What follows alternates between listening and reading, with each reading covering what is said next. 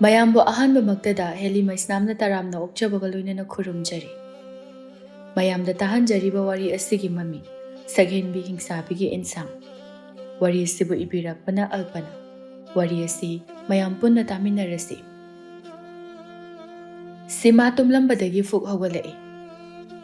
Ima! Mama ibe malata machanupigi kada jensilai. Kaidore, icha kaidorage. Ima, ay mangyam nuwaide. Ay tumba yadre. Karigino, ay napiklingai matamgi wari amata ningsingba ngamjibase. Kulasida, ay napiklingai kari-kari tawkiba. Kari-kari thokiba laybagi hayo. Ay koksipuba ngamjay ima. Kaisu tawde. Nangna wakhalado pangkhanda khanjile. Ima, aingonda oidaba ngangbigano. Takpiyo. Aigi manglanda sakudaba nupi amakhak oi. Mane aigi ifamda fi machu anikak pire.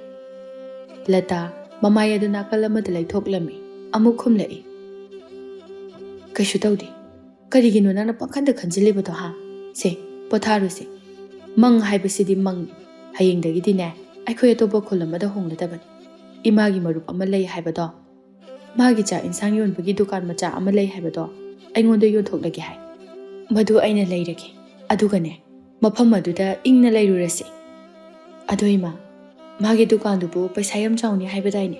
Seldi kamdoba. Madugi damakta kaisu khalun. Imana phananaba adum singani. Hayengdine kharangana chassise. Imaga punna tumasi. Adu oirabadine mang phatabaso amata mangaroi. Sima mamaga punna tumkhre. Mathangi numittagi mapot machay yomsille aduga anoba khuladuda chatkre. Makoina hana lainaramba yum maduda solon silaga thanamle. Lata magi marub aduga thengnare dukalado chawbabudi chawe panghang mamakti kaudre. Matia nangi dukalasi mi yamini he. Yambane adunane aina namana jata piribase. Masida cha insang thongliba pujari ado makhut yamna haikraba. Sidagidi nakhoi su nungaijaro. Aisu nungaina matam khara lairukigi. Thabakta sumandana aisi ngauri. Hoi adumaina laigadabani. Thabakta bangsuda suba yaba nate. Haima sima sidi leisabi pharamedana nahawai piklingaida thingnakhiba adugadi kayada olabanu masakasi yam phajare haiba. Ado ibomchadubu yumda halaktabro. Mabu pauga phaunadabraba. Matia ai kari hagadabano khangdre. Maga pawamta phaunadre. Madi nungaiba ipak amada tinkre. Ima ichabu nongmata unabasu lakte. Kaisu khalunu se adugibu kanade. Ma khakta nungaiba yabro. Nakhoi anisu sel yam talu. Aduga nungaina laitho. Ai chale ko tu asida lairiba yumasina nakhoi lairo. Hoi mati yam nungaire adudi. Lata simaga yumaduda changkhre. Mathangi numittagidi dukan aduda yauri. Dukan aduda chak insangi pujari oiriba nupa adu makhut yamna hawi. Mi yam lai sel yam tai. Sum hapta ama haujinkre nongmadi mati magi kada changlakpada magi upu adu thong hangdoktuna lairami. Ai karino tawrisidi. Aigi upu asidi kanana hangdoklamliba. Matina upu adugi manak yausalakpadadi mana thamba sel sing adu amata lairamdre. Madugi mahuta chithi amakhak irami. Chithi adu lauraga parami. Ima nachabu warobino. Ai kholamada matam khara marup singha pulukigi. Sel sing ado aina loina pure. Matina chithi adu segairami. Masigi angangsong thokna ngamidako. Mapaga chap hek manaiba. Aina amuktangdi khullo koiba chachagi tawbase. Mane hek phanghandedako. Karino aina hojik tawgadabasibo. Dukansu yonthokre. Aigi sana khara si yothokadaba khakta ngairi. Matidu ngaihak wakhal khanba yaba khalami. Kaina thangdadi wakhal ama lakle. Numidang wairam taba ngairami. Lambida lepli latagi dukan adugi pujari oiriba tomba lakpa uri. Tomba ngaikhone nangbo wamta tanasi. Kadoragi mati. Nangbu thada makhoina sel kaya pigini haigine. Nangna ayuk ngantadagi numidang wairam sipau lehalisibo. Makhoisu anauba khunja oibanina sel yamna thoktribudi hai. Ahanba oina 3,300 mukti pige hai. Mati makhut adu makokta thamlaga. Is tha amadabo. Tanjakhidreda. Nangsidi ontokna pangkhre tomba. Hojikti minungsinane chak puk thandabani. Nangi nupido ngaksamda lik amata siba ngamjibado khang. Mana haidabagi wani. Nupi kanana su pamdabani. Kainumati nang haisibo. Madubu aina taraga nungaini haina khanbo. Tomba wakal muna khallo haibani ne nangbo. Nangbu nuknaba nati. Aigi anauba dukan ama hanglagi khali. Nangoina hana gumlao. Aina thadane. Lising manga pini. Asing biro haisibo. Asing bagini. Hayingdagi hekta lao. Latadane. Nangyumda yadaba thabak lairine hekta haizalam. Kaisu tawri. Aduna faraja. Farani panganune nangbo. Yare hallo. Haying soiranu. Somda lata amadi sima mayumda hanbaga makoigi thongalda chithi ama thetuna lairame.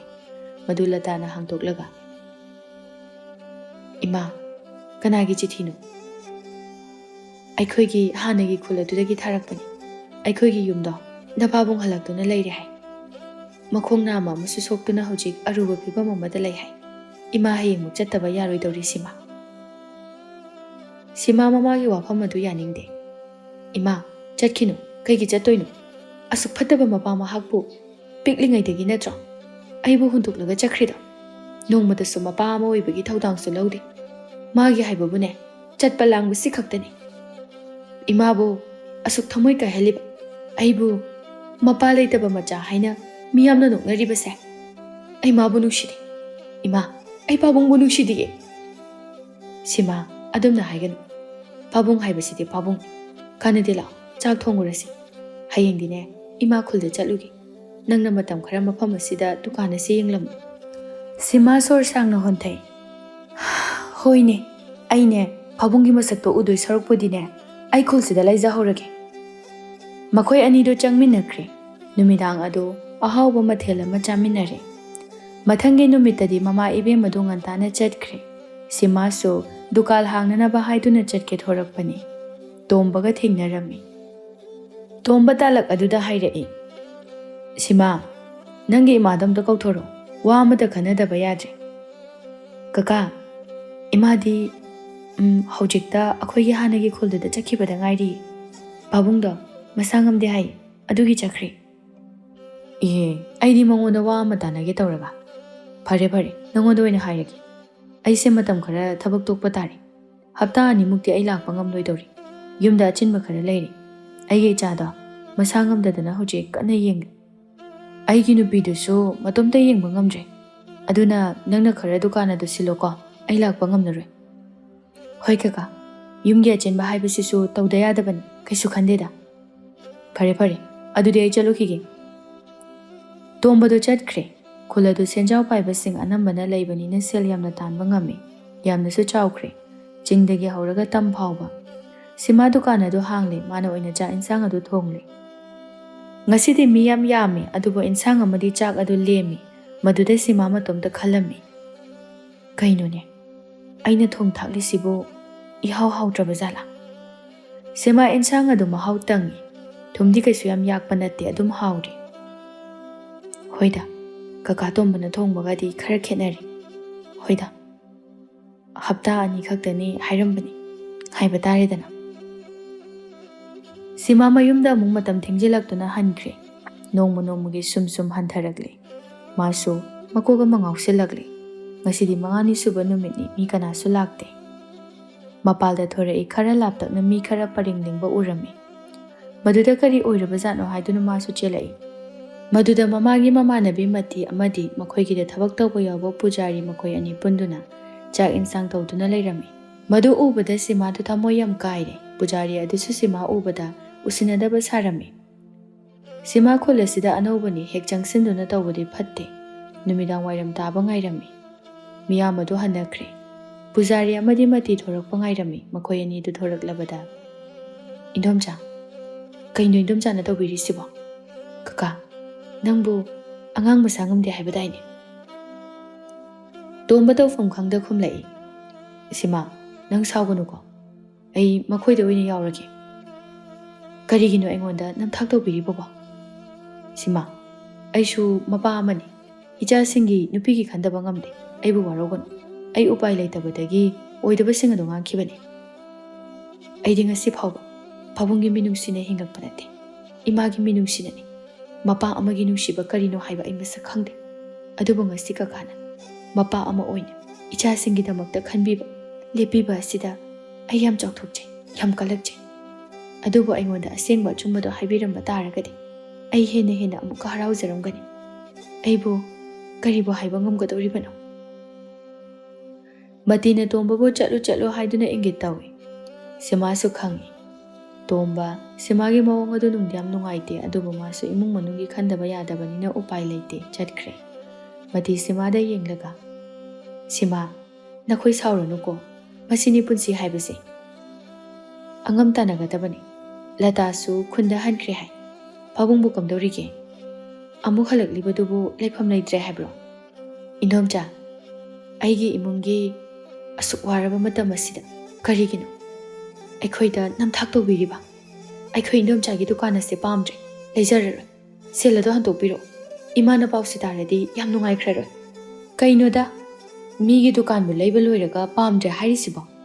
Nangi imungi awabadudi aigi khutna ti ibema nangi imung khaki khangano aigi sukhalu. Indomcha imana di nangbu yam thazabani yam luna nakna tinaba marupne khanjabani. Khulasida honglamdaidasu yamna sonjai. Indomcha selado hantokpiro. Imadu khulda matomda ngauramani. Ai sel khajikta imada thagi. Namado aina apangbini haikho. Mibu hekta thazaribadubu ngaubro. Kanade aine wa makhata mapamde. Chalo. Noina puningma mi puro. Aina ne nawa laude. Oiroi. Nangsu sida leiningdrabadi hankro nakhoigi khulda. Simadi mai hongna saurami mahakari su tawba ngamde. Laman khumninge adubu upai leite. Indomcha aina kari tawrake haibadu yengo. Kari tawdoiba? Ha? Kari tawrakdoino? Tawro. Ai chale ko. Simado nungaita mayum maikai panglakle konthong yorakpaga chithi ama thetuna leirami. Madu hangtoklaga parami. Imagi sima. Ima tha kharadi mafam asida leitaba yadre. Napabunggi phibam yamna chadre. Nangna matam kharadi dukan adu yengsilu. Tombasu sel chang naina pi. Natrabadi amuk tokhini. Sel marang kairabadi khara tharo. Imasu angamba makhaidi suba honari. Ima kanano akoina thajadoisibo. Apokpo pabung phawba thajaba yadraba matam asida. Aina maram oiraga nangbu yam wahalle ima. Simado mayumda hanjanba ngamdre. Ngayak hangchil langbo oina achikpa mafam ama thiraklami. Lampak ama urami. Maduda lai. Mafam amasu lei. Maduda famthai. Aduga ngayak mamit ushilli. Mikup aduda mahakanagumba ama ningsinglai. Sima, ai luhongdori. Ai bu warogano. Nangsu ai nataba ama yenglo. Imana simbiba nupidaw. Yamna phai hai. Ai maga luhonglage. Kaino nang haidubu mangal. Nang ay ngasida khangnarakpusu nate. Mangal fuk hawgalai. Nupidaw, sel yamna phai. Aduga nangumna imungsu kangkhong jaide. Mangal, nangi wahaidu khara henbale. Phari, nangna adumna khallabadi nangi nungaigadaba lambida chatkro. Ai nangonda yetlaroi. Mangal karisu hairamdana chatkre. Ngayak mamit ushilaga amu sima mamit pangthorai. Mamit pangthorakpada magi mit mangda yamna laptana nupa mana mangonda yengduna leirami. Simana mangonda yengkhalakpa aduda nupa adu fad onthoktuna chatkre. Sima ngasidi thamoy yam sokle. Mapi ira chelaklami. Kaigino aigi punsisina asuk yamna thamoy kairisibo. Nongmadasu nokpa phangde. Ai khangba yam wari. Sima khonjal di thoktana mapi tap tarai tunglomdagi nupa mana layama fad onthoraklaga piraklami. Nupa adu nupi aduna kapadu ubada pakhal aduna mamangda chensilaktuna lepi. Kaigino kapide. Sima kaisu khumde fad onthoi. Nupa aduna amuka hairai. Kaidawragiba nang kapidubo. Sima kaisu khumde fad onthoi. Nupa aduna amuka hairai. Kaidawragiba nang kapido. Sima hawgatuna chatke tawi nupa aduna layadu piraklami. Se kapusu maram khangde. Hangasu khumde. Laisimadi pukho. Aina thamoy sengna pibani. Kaigino aingonda lay piraide. Aigi ming pari kawi. Pakhangna Leishabigi Leishabigi kaidawrage. Maram hangkidro. Nungshibagi do moiramani khalo. Nangbu chahi kya surage? Chahi budi kunmathoi sure. Henga nangyam thuna jalhauro. Aduna pharani. Aise nangumba chahi lenga nate. Chahi kunipan surabani. Wari gade. Thazade he. Nasaku phazaduga chahi kunipan gani. Oirasu kashu kaidida. Chahi ani tangdi ngaibe aidana. Aisu pakhang phat phadorani. Aduga lohonga seba. As yare chalo. Aingoda mona kemta hairakanu ko angang ni gaine. Simawa se hairamnaga mayuma kei panglai. Numidang phajana tasilagli. Mayumda changbaga ngamdre. Magi dukanda changlai aduga fammi. Ngaihak ongduna leirami. Talag aduda thongchildagi miyoi ama changlai. Sima tungda onthoktuna yengi. Numitare aduna ngasigidi thong hangdre. Nupidu kaisu khumde. Aduma koibaduda yengi. Adum yai phajai. Nupi macha nangna khaliba waribado aina loina uba ngammi. Nangi imagi marup amana nakhoida namthak tawbiramne.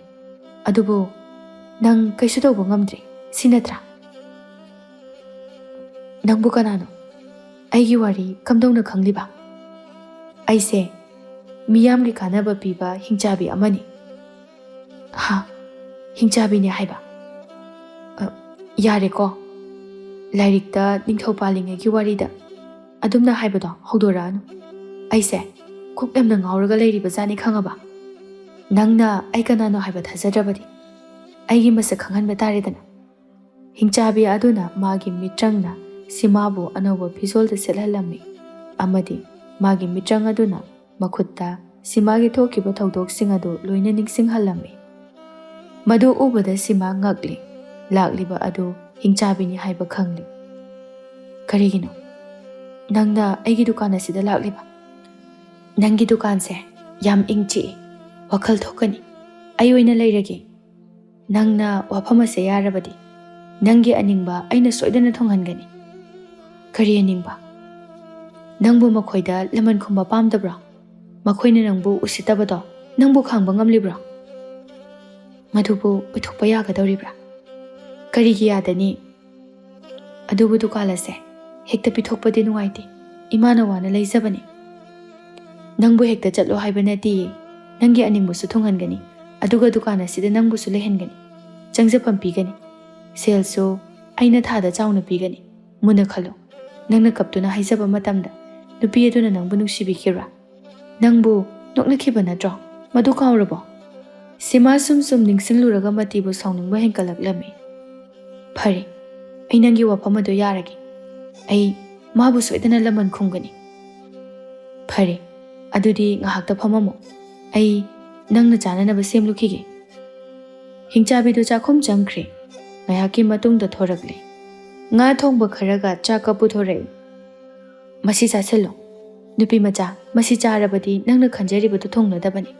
Adubu nangna chaba matamda nangna laman khumningliba misakado ningsingduna chaw. Masi charaga aigi aningba pumba kokladaba. Phari ai charage. Sima mathel adu chaba haurakle ahanbagi chakhom aduda hingchabidugi mathel adu ngawkhre. Kit namduna loina chasalami.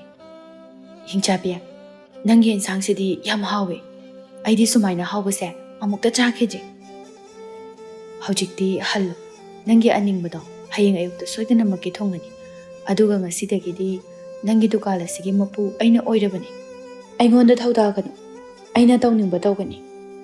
Aina haiba thabak khudingmak nangna tawba mathau tai. Aina nangi tamak sel yamna pigani. Phari adudi ai hankragi. Nangna haiba wasing ado chumpra yenglagi. Simadu mayum hankre. Tumlamdaida mahak matibu ningsingduna sauna tumlami. Ahing aduso haukiba kanghaude. Nongalaglaga miyam chinakibagi makol taraklami. Maduda masu tumba haugalai. Thong ado hangtoi. Kana nune ayuksida kuchin chinarisiba.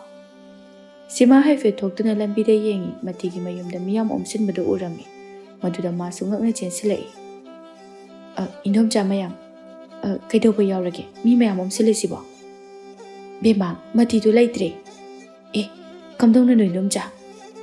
Aikhoi su khangdi magi yumgi thongse matomta hanglaga taraga leirami sel mayam ama wagai tansilaga ngantana chakre machanu padusu kadai de lege haibasu khangdre tawrise mamagi pawa sibu tajaba zala simado madom chamemi gi wahaya du da pakhat bana nigle thuna mayum mai kai panglai mayum da change tawbaga ngamdre dukan da chelai hingchabi aduna magi dukan adu anawo mawong do bungon onthokle sima magi manakta changlai hingchabi kainu nang tawisibo mabu kari gi halibano masina tra nangna pamlibado nangna ngarang lepchakhiba phiribni hojikti hongdokpa yararoi nate aina pambadi madu nati aina pambadi mabu para ama tambibani ai mabu hakke haibagi wakal khankhidi amabu oire hojikti upai leraroi madi sikre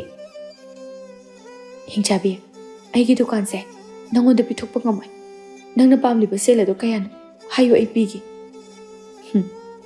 aigi wangak trabadi thawai mangba tabani aina haikrabadi loire sima amuksu bakhali adubu matigi thawong adudi yam nungai zaramde hingchabi aduna makhata na hairei nangna hanna haijaraba phawbada tabidraba misak adugi damakta nangna atuk yamna wabiriba karigin nupi macha phattaba miyoi haibasidi chatkibana laibani makhoi chatkraba matung nungaiba ama mu purakpani amagi ningba thongnanaba hotnabada fattaba amadi chatkiba tabani hojikpo aibu kari tawdoino aise mihalpi haibado oire kanana hairiba masidi nangna tawpham thokpani aidi hingchabini minungsi leite aigi thaba haibabu migi aningba thonghanba aduga makhoidagi posak amamom lohauba masi khaktani yare chakro horen numidang wairam taramdaida lao horen nupa ama sudana lakani thabak sing ase nangna mateng panglaknaba sima haipen makok nomlaga chakre mayumda yaure magi kada phamtharami karino aibu mangla taibam wakhalamda tadri aina tawriba sibu chumlibra aidi mabu hatbagi wakhal amata khankhidi mabu para ama tambibagi khankhibani masigi hingchabi ase laidi chumdi chumba chat hoida fattaba miyoi haibasidi chakhibana matik charabani adubu aigi maramna miyoi amade laikhidre sima ki tangde nungaizade phamungda ongduna phamlami khazik tagi matam so haujenkre numidang wairam tasilakadawre sima dukan aduda lai dukan adugi nakanda sumna tharami adom ge aningba thongninglabadi masida changbirau adubu madugi mamaldi yamna tangani haina hairami sima madu ubada as masigi hingchabi se mina uraga masi sima manungda changlakpadadi nupa ama changlaktuna famlaga leirami sima su changsilaktuna fammi hingchabi aduna nupa aduda hairei nangi kari pendaba lei hayo nangi kari mateng pangoge nupa adu nokfet tawraga aigi aningbadi nakhoina thonganba ngamloi maiba kaya ama tanaruri oidraba punsini aroiba oina mafam asida changlakpani nangda thajaba thajadabadi khangde thajaraga na layu thajadraga na chakro aigi punsi se maithibatana isarukoi imaso masangamde selyamna changani aigi angangsingsu amata maningtamna chak chaba phangde thabak sufamsu laite asumna wana khanglaklibase tha kaya suri aigi pangal laisilaktre aduna ngasidi aigi aroiba numit ama oirege khali aina thabak macha amatang tawsarabadi asi khaktani aina khalibase hingchabi aduna yangna khumlai aduk yamna laiba wadubu karigi luna khalibanu nangi aningbada aina hayengi numita thongangani adubu nangi thabak asigi mamaldi yam chawbani hairisibu kayam yamna nangi khubiga khudombiga se yam phase masi oina aina lawba tari adu oirabadi aina nangbu yamna chawba thabak ama phangangani kari wanoda madubu oiba yaba waro oini bo hairabadi kaisu kaidi lawzaro simana nupa aduda hairei kaka wafam ase taraina lawbigano aranba wafam nate wakhal munna khanthabiyo anira khana tawba yadaba thabakni phare ai yare ai azarage phare adudi ai nangna jananaba semlukhige leiram hingchabi do chakhumda changkre Simasu inarei. Hingchabi, kainu nangna hairidubo. Migi makut asibu lawba haunabra.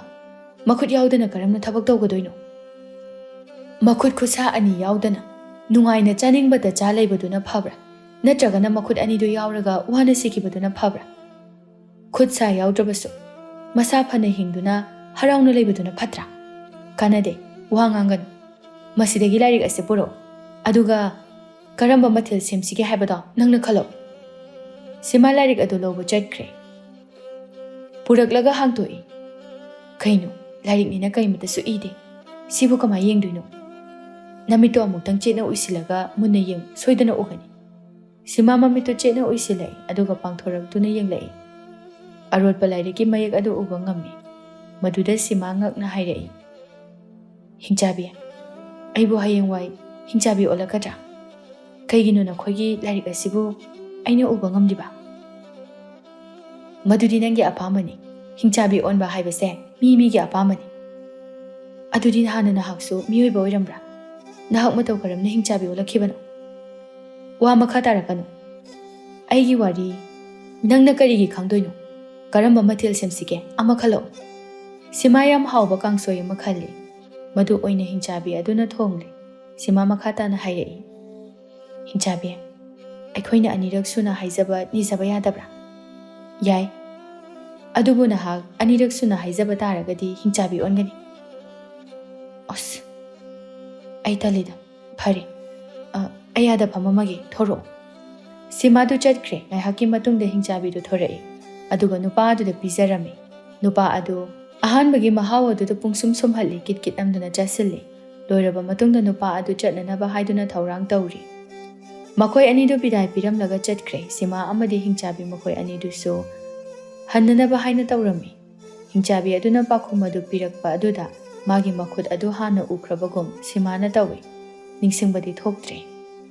Sima mana thengnaba khangnaba nupa amata mai pakte khangnaba yaba khangnare mabu naithum hundoklamlaga adum chatkirami. Sum hapta ama haujinkre nongmadi numidang wairam amada nupi ama yamna suktharaga changlaklami. Sima nupi aduna mamittagi mapit pup taraduna changlakpado ubada. Maro kari toba yaurage. Adu kyamna sotharibadubo lao sida phambiyo. Hingchabi aduso nupi adu lakani haiba khangbani na thorei. Maro ai kari haigadabano khangdre. Aise maithiba misak ama haibado oire. Nakhoigi dukana se achamba mandi. Miyoibagi aningba thonghanba ngami haibaduda ai changlakpani. Thazabadi yam wari. Hingchabi duna changsilaga phammi. Thazadribado thazanaba thabak pangthokdri. Nangi kari aningba apamba haibado hayu. Aidi chamchamna hingzaba nupini. Aidi isai khara sakduna sel tanjabani. Aiga khangnaba nupado hanadi aibu yam nungsibirami. Hojikti aingondagi hena sel paiba nupa amada umsinkre. Ngasidi ai yam pendre. Aina mabu asuk yamna nungsiraga mana kaisu ubide. Adudi nangna pamlibase laman kumbadura. Nate. Ai mangoda laman kumba pamde. Aina pambadi mana aigi nakta adum halakpaduni. Ma ai luhungnaba matam kaya hainakibani. Ai ngasisu khawdre. Aigi marupsingna suma aigi mari asaloina khangbani. Ai makhoigi mamangda maise thamba ngamnaroi. Ai maga hanjinaba pami. Mabu aigi nakta amu halakhanbiyo. Mabu nangi nanakta halakpa haibadudi yamna laiba wani. Adubu madugi mamaldi yamna tangani. Madugi damaktadi kaisu khanbigano. Sel kayano hekta haibiyo. Aigidi sel oina laudi. Yamna tangba posak amamam oina laudi. Adudi haibiyo. Aingondagi kari posak pambage. Nangi khonjel yamna phasai. Nangi khonjel ada aina lawba tare. Waduda Simana pakhatuna nupi aduda hairai. Maro wapamase araibadi oiroi. Nangi aningbu soidana thongani. Adubu maro mana nangbu hundoklamlaga magi phataba wahai ada nangi nakongmakna taraga karigi mabu amu hanjin haninglibano. Mana trabasu atopa nupa ama thibana phatabra. Aigi wakhalsida ma khakta nataba atai kanagsu mami amta tade. Ma khaktani ai khanpham khangdre. Ai pumnamak yari. Mabu mukta halakhanbiyo. Aigi marupsingi mamangda ai yamna ikairi. Maro aidi nangbu wakhalta haningbadagi haibani. Nangna lawriba phiribase hantokpadi yararoiko. Anirak sunani zabasu yaroidaba boni. Fare, nangna leplabanina. Hingsabido hawgatkre aduga nupi aduna chananaba kari karino semba changkre. Ngaihake matungda thorakle nupi aduda pizare. Nupi aduso mayumda hankre. Nupi aduna hankibagi lambida mana nungsizariba nupa adu leptuna ngairaga leirami. Nupa aduna kaplaga mabu nungsi haina hairaklammi. Nupi adu mana haizakiba bor adu phangle haina yamna harauzai adubu khudak adumaktada magi khonjel adu mangkre. Nupa aduda kausaba ngamkhidre. Sima samayum hankre. War aduna hipthakre. Sima magi manglanda mahak umang amada koichen chelami kanano khangdaba nupi amana mabu tanarakpagum inarakpagum tawi. Masakte ude makhud adu khaktamak ui. Sum chelakpada magi mitmangda fatlipsilai. Maduda khangpre khangnama mitpang thorai. Mana tumliba phamung adugi nakanda matigi asiba hakchang adu tumduna leirami. Maduda sima masa adu nikna thaumai ama thali hakchang adu leiramdre. Sima makok ngawre. Karino asigi manglana sibo tatana ina mangliba masibo ina ningsingba ngamjaba wariya natraga manglala ai hing wakhulda chatluge aduga ai imada wari saruge. Sima mathangi numitang antana makhoigi khulda chatkirami. Lambida lakna mahak wakhal kaya ama khalami magi wari asibo mamana thajagadoribra haina su khalami. Mayumda yobaga mamaso mangolda leirami. Machanupi lakpa ubada Aima, Sima, yam thazadana laina, karimata su pau pirakte. Yumda halakpabu, pau pirakta diyadabra. Yaida, lao changasi. Napabung sune, masakara pagale. Ay pabunguna balakpanate. Madi aina mitsina hanna pabu yeninde. Sima, adumna haiganune. Mase, nangi pabungni. Mana matam amada laikhidraba matamda, nang ningam hauru. Lao, pabunga ngahak wari saramu. Ima jak thongake. Sima tana changlai mapabunggi kada changlakle ibomcha su machanupi changlakpadu khangi. Masu kaimta haibadi ngamdre. Sima su mana changlakpa aduda mapabungna khangla phabo onthoraktaba aduda yamna thamoi sokna pendana hairai. Nangbo ye sengwa pabungla. Natragana aise ayupa machara. Nongmatasu aibo harau na nushina kopidaba. Matam pumbada ima ichabu huntoktuna chatpa. Haujikna chatpham lambi mangkhraba matamdana halakpa. Sumaina leibasai ai yamna nuwaina leiba manbra. Wakhal phattaba amamba mayamna phul phangal thoktre. Ibomcha magi nakanda leiriba upu macha adudagi ayekpa sakdam ama lauthoraklami aduga simada pirami. Sima madu ubada yam ngaklami. Kanano nupise? Kanano hayo pabu?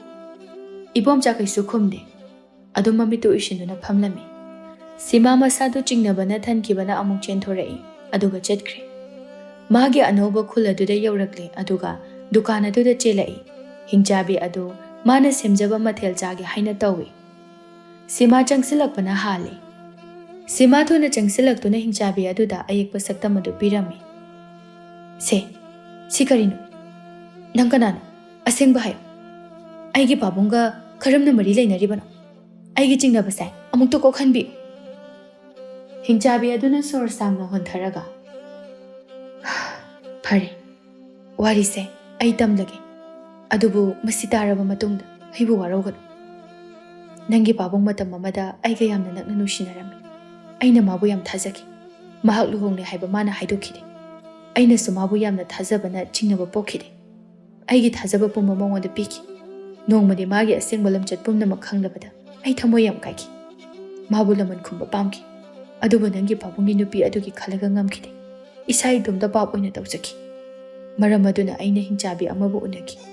Aduga aibu hingchabi olhanbiu haina haijaki. Numit adudagi aigi asengba saktam pumba honglaki. Madudagi hapta amagi matungda ai mirolaki. Angang adugi mapa adaw nangi pabungi. Aduga angang aduna nangi. Aina nangbu miron bana. Aina tawjakiba pap adaw. Nangondo oina taki. Madubu koknanabagidamagta nangbu aina migi makada pithokpa taki. Ichabu nushine inaktagi lapthoki. Nangi ayokpa imalatada. Aina nangbu sinaki. Mangonda aina aigi maramda wa amata haidoktanaba haina sinaki. Sima ngasidi wakhal tare. Masi phawa mana nusilambida daw yadaba magi thabak amata mai paktabagi maram pap aduni. Madu mahak khangle. Amadi Magi manglanda chamamnana uramlibasing adu mayek senglakle. Magi manglanda uribadu magi mama hingchabi aduni. Piklingaidagi hauna mamana mabu senaduna lae haibabu mahak khanglai. Ima, kaigino? Aibu migi mafam asida pithokliba. Ai nangi nacha oibada kaisu akaiba laite. Aigi baba se kokpa ngamdrabas. Apokpi ima nanga laimin papangjabaduni. Aigi apenbo oiragi matuna. Ngasidagidi nangi papsing adu koklagani. Aina semliba mathelasina aigi punsige roiba oiragi. Nangi papsu koklasana.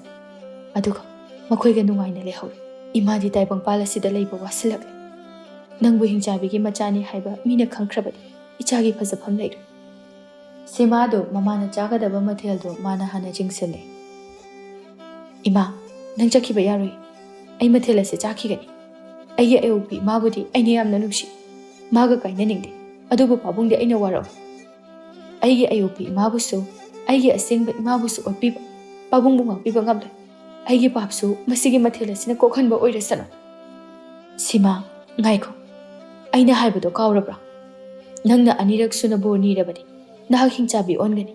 Ima madu pamdi. Ima, ai hingchabi olabasu olasan. Kasu kaidi. Aisu, imagumna miyamge aningba thunghanduna bor piba miyoy mo oizaki. Sima chak adu chadringaida mana haizagadoriba borsing adu nizaraga charami. Kudak adu damagi masada amuba makhugumna fattaba pab adu thokhirami. Maduna simagi masada niklami mama ibe madu pakhatlami. Ngayaki matungda sima wakhal tarakle mama macha anidu punna harauminare. Ima, ngasidagidi aikoi punna harauna laiminarase. Wa ase hek haiba loibaga thongjiladudagi latado kansinduna changlakle. Sima, karigino nangna thuna chakribaba imadi nungsa thidana laklibani. Sima onthorei lata lairangbu ubada ngaklami. Sima mama ba kokshinbirai. Ima, ngasidi ai wari pumba khangli. Kaisu waruranu. Ima, ngasidagidi aikoi punna nungaina himinaradabani. Aigi papumbasu kokre. Lairang latagi makhuta paiduna. Maro, nangna aigi thanglaba mani asibu cheksina thambibu. Nangi laman aina singba ngamlaro. Lairang, sima se mina ayuba machani haijasan. Mamana hundok piramlaba manini haijasan. Adubu matam chopata mahak ase. Aikoi anigi lengdraba manini. Aikoi ki ijani. Ngasidagidi ima ani susuri. Aigi punsisu taitana hingba yaran. Asumna namidang wairam tasilaklabada sima amadi lata mayumda hankre. Sima tumlamdai wakhal nungaina tumlami mathangi numitadi harauna dukala duda lakpa matamda mama lairangdi lairamjai. Chithi amakhak lairami madu hangtoktuna parami. Imagi sima, haujikti nangna dukana se imagi mahut sinduna senar. Matam khara ima khulase thadoktuna lairukigi. Ima amuk soidana lakhigani. Nangna miyamgi thabak ningthina pangthokpa ngamba oy. Sima do mapi taraklami. Ima, nachawina imagi wanga kani. Talak aduda ikhang khanghaudana thongjindagi tandan machagumna mangal apikpa mapaisilai aduga simagi makhutta tonglaklami. Madudagi sima adu hingchabi amagi fizolda onkre. Sima su momon noklami. Mikup kharagi matungda hanubi amakhak isuk sukna changlai. Ibo, kari tawre isuk suktana laklibadi. Bema, nangi dukan se nupa amana taklakpadagi lakpani. Makhoina nijaba bor bibi tabadagi aigisu nijagi haiduna lakpani. Haibiyo ibo ki apambado karino. Aidi chahi ahal oirid kuina hingla. Aina chatring aigi ichanupagi nupi amatang phanghanba pam. Chahi budi yankhai suri. Mana nupi amata thidana karamna lehawgani. Aina hingli haina mana nungai thokli.